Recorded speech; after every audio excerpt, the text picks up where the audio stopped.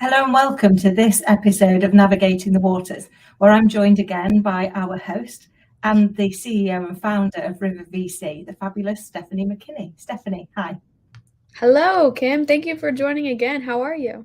I'm really good, thank you. I'm proper excited about today's episode because we're going to be discussing what's changed, aren't we, pre and post COVID. So what are the things that we've carried with us into our future and what are the things that we've left behind? Oh man, that is a good one. I love this topic. We're going to dive into it. So let's get started. Absolutely. So what do you think has been the thing that you are most grateful for in a post-COVID world? The Zooms, the one-on-one meetings. It's easier to get to a lot of different startups when you have them scheduled kind of back to back. You have them planned out a week in advance so you can do your own due diligence with them. Before COVID, it was you had an hour of prep. Sometimes you even had to fly to the person. You had to take time to travel and then follow up by either another travel or a phone call. And the phone call, usually you just are walking around doing other stuff, so you're not authentically there. Yeah. So with the Zoom, I would not have been able to have built River without Zoom because I met so much people. I met people from overseas that I wouldn't have been able to talk to beforehand. It's been incredible, the connections that we've been able to build post-COVID. I love that, and it's been so true. And one of the things that my business completely swung on its head, as did I know many people's, because everything I was doing pre-COVID was face-to-face. It involved commuting, juggling, like getting Scarlett into wraparound care and what have you. And now almost all of my clients are actually overseas. So I've got very few clients that are in the UK. I've got a couple, but most of them are overseas. And I would have said pre-COVID that I couldn't do my job from a distance. And clearly that's not true, because my clients have also all come on referrals. So I think it's opened our mind, hasn't it, to the art of the possible. So thinking about, instead of I can't do it, it's like, well, I can't do it that way, but there must be a way. There must be an alternative. And I imagine that's a really useful skill, isn't it, for people that are building businesses and looking for investment. Exactly. And we all had to do it together. Like you said, like you couldn't have found like United States clients without everyone having to go online, everyone having to make this pain, this change, this growing pain, everyone having the ability to flip on their camera, wear their top half work outfit, their bottom half relax. But everyone had to do it. So because everyone did it, most of the time, a lot of small startups became successful because they were meeting many different investors at a time throughout the day. They were able to find them easily because they're all now putting their brand out there, putting their face out there, making sure that they're getting recognized through the internet. And I think that is incredible to have watched that happen and to be a part of that happening, because everyone had to do it. Everyone had to force themselves to get on the computer. My grandmother does it. It's incredible. And 5 years ago, 10 years ago, it was all phone calls and traveling and face-to-face. And I like that. I like the face-to-face, but because everyone had to do it, it's now the normal. Yeah, it's true. And I like you, I missed the face-to-face pieces, but I like the fact that now I get to do both, because I've enjoyed meeting people this way as well. But you do get a slightly different energy, don't you, from actually meeting the person in the flesh. What do you think are any of the things that you miss about the pre-COVID world that haven't continued into our future? I think for me, it was the scheduling. Like now, because it's so compact, I have maybe 5 meetings a day with different startups. Well, back then it was, you really focused on one and you narrowed down to making sure one, and you cast your fishing rod, and now we're casting nets to other people. And it was focused, and it was a little bit less multitasking for me. So I miss that focus, that energy, and just being able to hone in on one startup, pick one startup, rather than like my eyes were too big for my stomach the first couple of days. I went everywhere, I went across the board. So that honing in, that focus definitely I miss it, and it had a drive to it, so it does help me right now when I'm trying to narrow down River's niche and what we're going to invest in. But back then, it was you had to pick one sector, you had to Yeah. pick one thing and focus on that. And now it's you can invest in food and beverage, you can do crowdfunding because in 2019, 2018, crowdfunding just went up and through the Yeah. roof. So now you can invest without being an accredited investor. So it's just having so much, it was like going from a course meal to a buffet. I love that. It's a great analogy. And just like when you do go to a buffet, sometimes you do get a bit carried away, don't you? And you end up putting things together that just would never go together. And the only person to blame is you, because you're the one that put them on the plate. But did you find that some of that passed into the way that we work? Did you find that actually some of the things you got involved in, you're like, what am I doing? I'm not quite sure how these will fit with, like you say, defining your niche, defining what it is you want to stand for. Yeah, it was hard to pick something, and it's still going on. I'm still narrowing it down, but because everything was an option, it was let's look at everything. Let's not leave any stone unturned. So when I had meetings, they're like, "Oh, well, what do you specialize in?" And I was like, "Well, I haven't picked it yet." And they're like, "Oh, well, maybe she's not for us because she's not a biotech or she's not a fintech." So having everything as an option was a little bit challenging. But at the same time, I gotta taste, I gotta sample everything before I have to pick one, before I have to hone in on one. So I think it was a blessing and a curse in disguise because having that option, I'm now able to say, okay, well, I like that investment, but let's focus on something that hits more close to home. I love that. And actually, that would have really helped with that research, because sometimes we think we know where it is we want to be, don't we? We think we know what niche we want to be in. We think we know the people that we're going to serve. But then you see all these other things. What about that? Whereas because you've had a chance to go and look at those, you've been able to actually discard them as opposed to just not even look at them. So it gets rid of that niggle in your brain, doesn't it? That's going, maybe it was over there. Maybe that's where I needed to look at. And I think, for me, one of the beauties in the new world has been, because we are more connected, we get to know each other a little bit more, and therefore it's easier to find out what problem people have got that you can solve for them, because that's kind of what we're all here to do, isn't it? Is solve a problem. If we're not solving a problem, we're not really going to be in business for very long.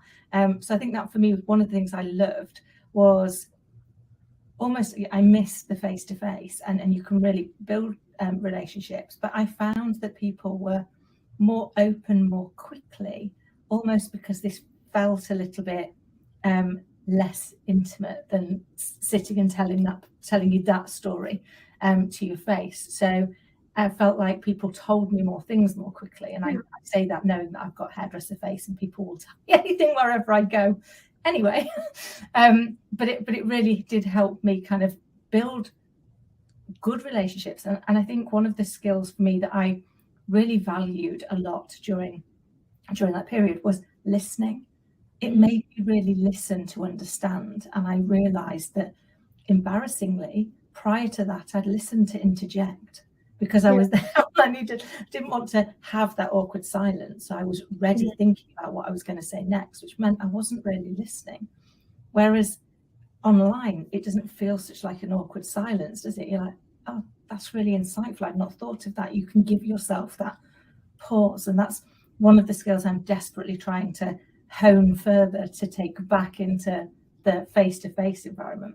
What skills would you say you've developed? I think being an introvert while still being an extrovert, having that balance of both, because you're here, you're in your own home, you're feeling comfortable.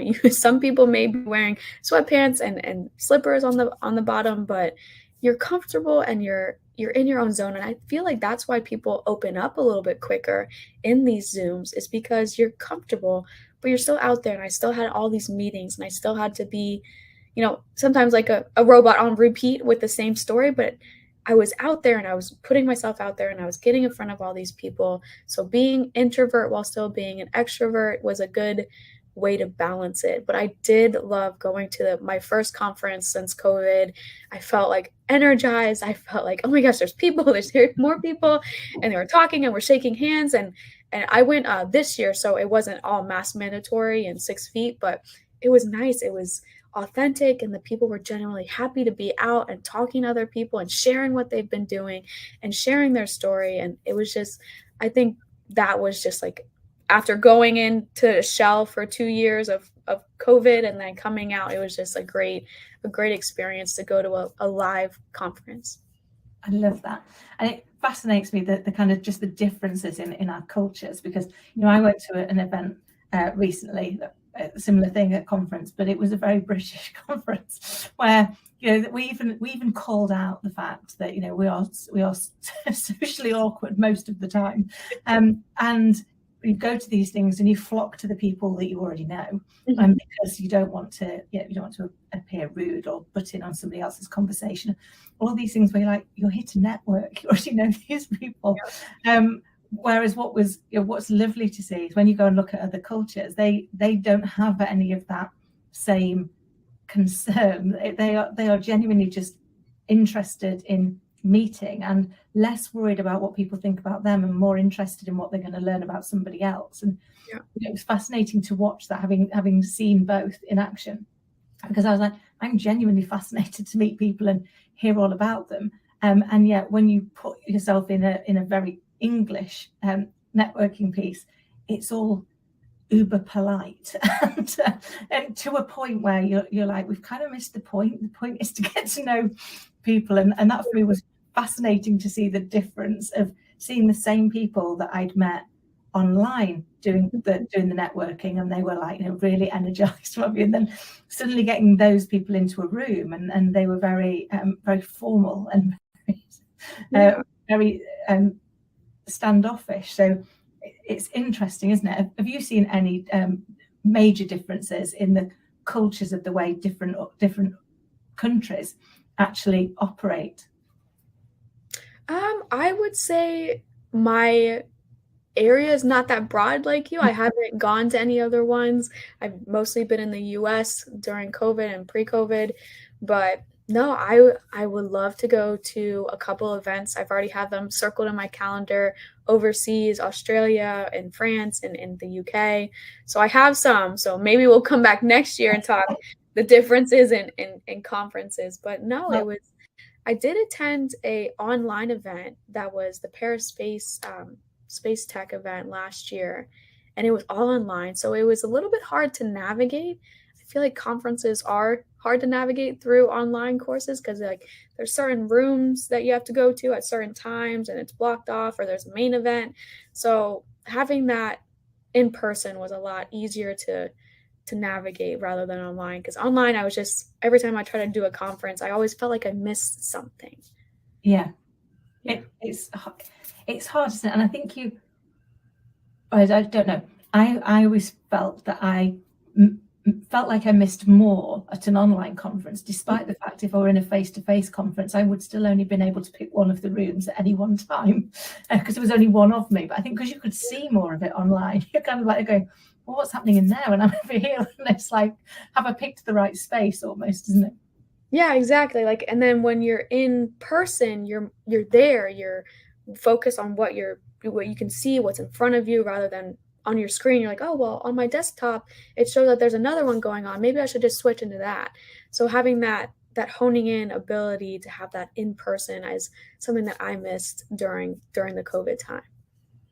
I love that. I definitely missed that in person as well. And I think having that sharing of ideas, and we did a lot of sharing of ideas online, but actually it's so much easier sometimes when you're trying to be creative, if you're kind of crowded around the same piece of paper trying to do it, than it is kind of like people holding up what they've done or trying to share screen. And it didn't quite, I know there was some amazing technology out there to allow us to do sticky notes and things, but that still felt, for me personally, I found that stifled a little bit of my creativity.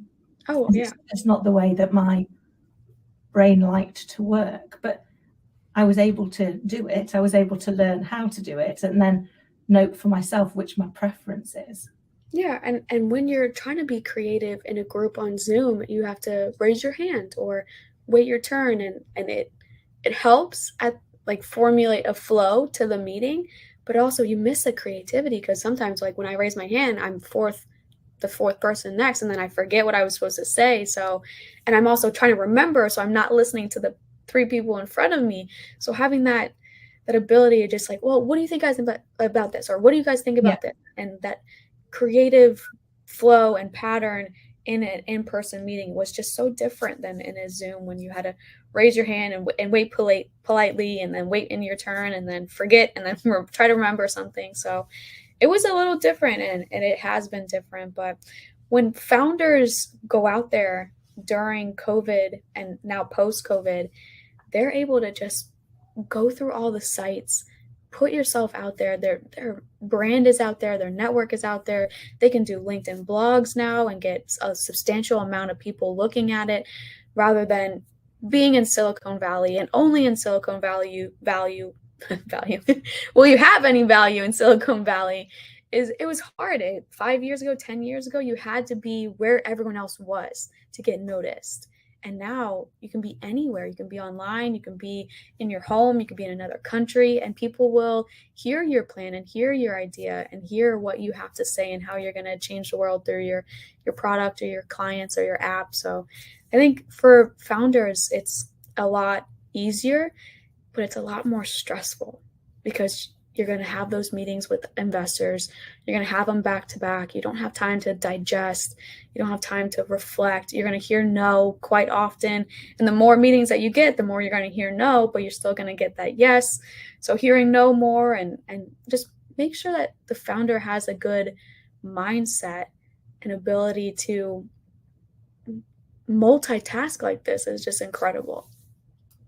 That's so true, isn't it? And I think having a good support network around you, and that's not necessarily physically around you, but having a couple of people who you trust that are going to be on hand to, I always call it your Thrive Hive, but they're going to be there to help you to achieve, and making sure there's a real mix in there. I know in mine, I need someone who's going to give me tough love, to just get over myself and get out there. But then I also need somebody who's going to give me a tea and sympathy first. Yeah. For those moments where I'm not quite ready, it's like sugar the pill, please, and I'll take it on board. So I think making sure that you've built that team around you for those moments to give you pause, to give you allow you to reflect, and to give you an alternate point of view, because the way our brains work, we immediately leap to a judgment and create a label. So we don't often respond to what's happening. We respond to what we've made it mean. And sometimes when you talk to somebody else who's gone through the same thing, they're like, really? That's what you took away from it? I thought this. You're like, oh, right. Okay. So it can really help on that widening your perspective, can't you? And making sure that you don't take yourself down a rabbit hole that you don't need to go down, because that can be one of the challenges, can't it? As founders, we can often be very self-critical, and when you are in that place of meeting after meeting and you get more and more no's, then it can feel like, well, this is never going to work. But actually, we know that success is always one step away from failure. So it's about keep getting up, isn't it? Keep trying. Yeah, exactly. And I found that I'm the hardest on myself when I see other people succeed. Like I've seen a lot of different VCs raise $1 million funds, $1 billion funds, and I'm over here like, what am I doing wrong? Why am I doing this? And having that ability to just like step back, go to your Thrive Hive, talk about it, have the people that, I mean, I met you, and I think the first conversation that we had, you were like, well, you need to create a Thrive Hive, and I asked you to be my first person, and now what, 2 years, 1 year later, we're on a podcast together, we're in all the meetings together. So I would not have been able to find you and build my Thrive Hive without this COVID, the Zoom that we've had to do, the online that we've had to do. But having that ability and that mindset to just make sure that you're sane, make sure that the people around you know what's going on. Don't just hone it in on yourself, because it's a lot of everything out there. There's a lot. Seeing other people raise their funds before you've even build your pitch deck, or seeing that and being like, this is me, and now I'm going to do it, and then failing or not being able to live up to your own standards, it's hard. So being able to have a tougher mindset is another part that has built out of the COVID pandemic. That's so true. I think we've had to build that resilience, haven't we? And actually, you know, I used to be in exactly the same place, where you like look at other people's success and go, well, why are they doing it and I'm not? And now I really push myself to move into curiosity rather than judgment. So instead of why have you not done it, Kim, go, what exactly did they do that I might be able to replicate? What steps did they take? So rather than it being something that I haven't done, it's something that I haven't done yet. Right. So actually, if I learn from it instead, and then I can take different action, and that's really helped. But because if not, we are really hard on ourselves, aren't we? And we can be really critical, and that's never going to help us. I mean, yes, we've got to hold ourselves to account. We've got to make sure that we're not letting ourselves off the hook. But there is a very fine line between, you know, keeping ourselves accountable and just being downright cruel. Yeah, exactly. We need to just keep the right side up. Yeah, and definitely, I think for this pre and post COVID episode, mindset is something that we need to strengthen, as well as our team around us, our support group, our mindset. I keep saying it because it is crucial, because 5 or 10 years ago, you would go to one meeting, they would say no. Now you're going to 5 meetings a day. You're hearing no, no, no. You're doing this wrong. You're doing that wrong. Do it like this. Why haven't you done that? So just make sure that you're successful in your own mission before you go out there and try to explain it to other people, because it is hard and it is a lot, and you're going to put yourself out there more, because like I said, everything's online. You can just submit to different accelerator programs, you can submit to different syndicate programs. So it just makes sure that for everyone listening, your mindset is in check. Your mindset is your key component. You're checking in on yourself. Your friends and your family are checking in on you as a founder, as an investor. So that is something that I really wanted to hone in on this episode. That's so true. I mean, I think for me, and you've pulled it together so eloquently as always, but for me, the kind of key messages that came out of the pandemic for me was the importance of mindset. And that is not just making it my responsibility, but finding the right people around me to help me, and being in somebody else's to help them. It's about that give and take. And that led me to the second one, which is the importance of relationships, whether they are online only relationships, or whether they are face-to-face, or whether they start online and end up face-to-face. You know, like you say, we met this way, 2 years ago now, and we now don't just work together, but we're friends, and we will end up, you know, meeting up and getting the kids together. And it's like, you know, that's because we invested in the relationships as well, and providing that support. So I think those for me have been probably the greatest takeaways from the pandemic, and the things I'm proudest of having maintained. Exactly. Beautifully put. I think relationships and mindset is, I mean, it's all we had at that time, you know? We could focus on everything else, but everything else has got taken away. We couldn't control anything except for those two things. Is how we have our perspective and who else we can surround ourselves from. So I think those are a great point and a great way to end this episode of pre and post COVID.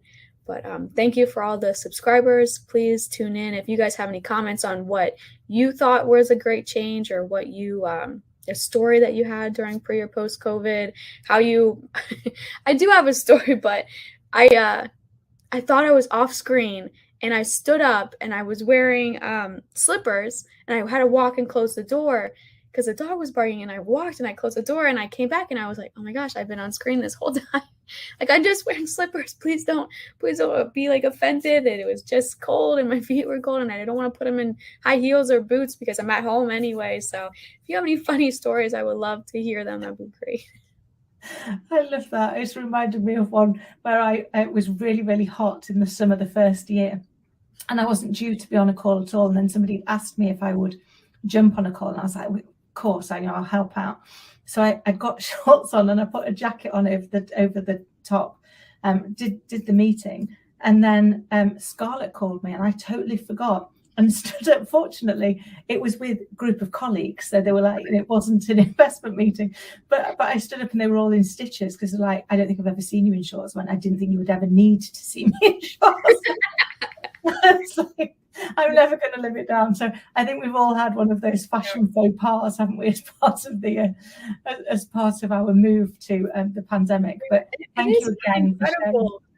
I mean, I've met a lot of people, a lot of VCs, a lot of high honchos, and they're at home and they're like, excuse me, my kids are in the background, and it feels like we're connected because of how we were forced together. We were forced to grow together. So I think this was a great episode. Thank you guys all for listening. And until next time, thank you, Kim. Thanks so much. Bye.